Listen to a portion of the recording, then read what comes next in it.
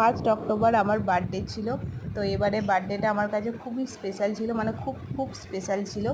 কারণ হচ্ছে যে এবার আমার ছেলের সাথে কাটানো প্রথম বার্থডে ছিল।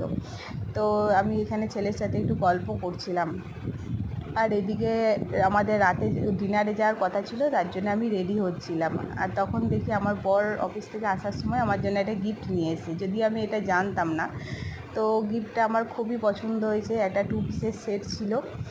আর জামা আমার এমনি খুবই পছন্দের একটা জিনিস। তো জামাটা কেমন হয়েছে তোমরা একটু জানিও।